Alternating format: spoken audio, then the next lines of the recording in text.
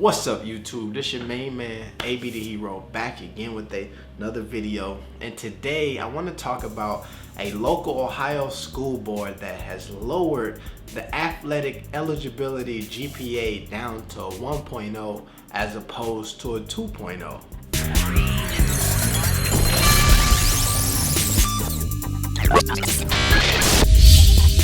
I was on Facebook and one of my old coaches, actually it was a coach that I had at Independence Community College, you know what I'm saying, school from Last Chance U. I just finished watching that season. We're gonna have to come back and do a whole video about that, but let's go here. Posted this article about the Dayton Public School System's Board of Education lowering the GPA required to play athletics to a 1.0.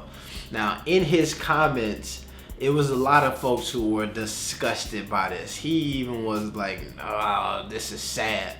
And to me, I was like, yo, this is actually dope. And this also is interesting thing. Anytime I see like one of those like crazy headlines and then I read the comments and there's a lot of folks with a negative perspective on it, to me, I always think, like, I wonder how many people actually like clicked the link, read the article, actually like watched whatever video that was and got all the information before they started making those comments. So looking at his post, and I'm going through the comments, and it's a lot of folks who are pretty upset because the fear is that if you lower the GPA from a 2.0 to a 1.0, then you have the kids who are already obtaining the 2.0 like, man, I don't even gotta try no more. I'm gonna just get this 1.0 and we good, right? But they're not lowering the GPA to graduate, which in a lot of cases is sometimes lower than actually the GPA to maintain athletics. And which I can understand that, but I think that that's unlikely to happen for a lot of players. I think that you'll have more players who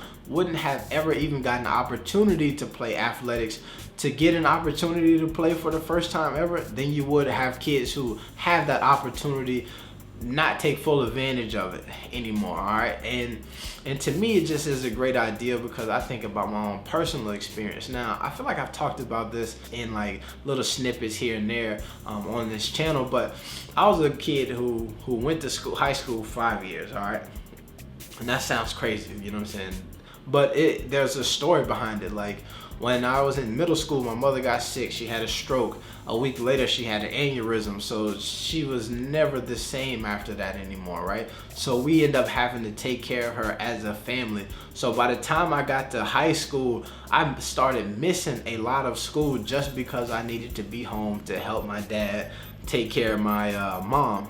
There's 5 of us. I had 3 nieces and nephews who stayed with us, and then me and my brother, so we would alternate. So what would happen is I would pass these classes, but then the high school had this silly rule where if you miss 3 days, then you get an F. Or if you miss 3 days, you drop a letter grade, and then if you miss 4 days, then you just fail that class. So I'd have classes, especially early morning classes, where I have a B in them, and then I have an F.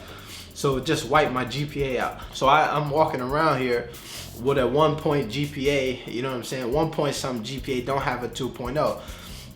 Effectively ineligible for sports, even though I really didn't have a lot of time for sports anyway.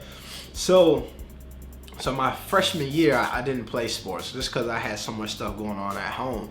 Then by the time my sophomore year rolled around, I didn't have a 2.0. Now, a lot of schools will give you, or a lot of like school boards will give you like a hardship clause or something like that. So you have like 1 year to play under without having a sufficient GPA anyway, you know what I'm saying?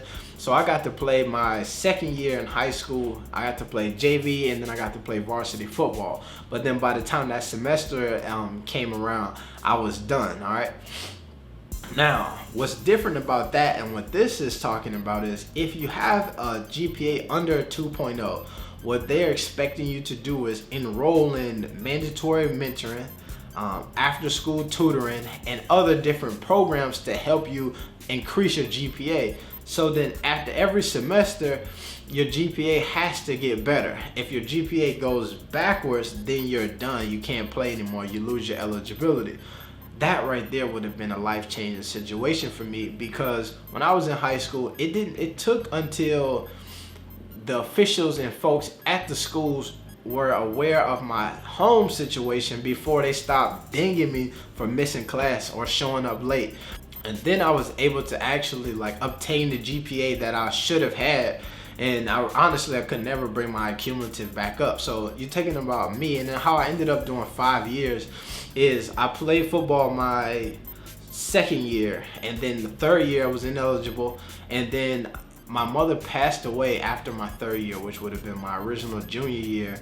And then so with that, going into my fourth year, my senior, I was still ineligible for football. But by the time that first semester went around and I had been to school, I had like a 3.5, 3.7 GPA from that first semester. It brought me back up to at least a 2.0, so I participated in track. And then at the end of the school year, my coach came to me with the opportunity, like, look, you know what I'm saying, you could go to community college to do something, but we know you can play, you know what I'm saying, why don't you come back one more year? So then I took another hardship clause, and then they let me play for a fifth year, so I ended up coming back for that. But that's just a long road that could have been like prevented given the opportunity, right? Not just the opportunity for like me to play, but the opportunity for somebody else to be involved in pushing me in a positive direction.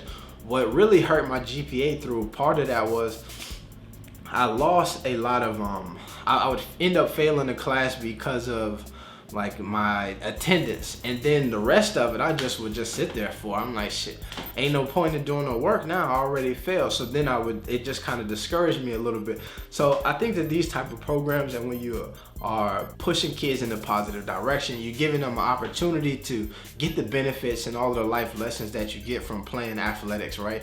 Because as we know, we talk about a lot, there's a lot of things that you can learn about yourself, about people, about teams, and all of that stuff when you participate in sports that are very valuable, that you can carry with you throughout the rest of your life. But then also when you have adults in your life who are looking out for you, trying to make sure you're doing what you're supposed to be doing, and putting you in situations where you can thrive, that's always a great experience. So to me, man, I think that this is something that's cutting edge. There was some folks within the school board, everybody voted, and there was only one person who voted against it.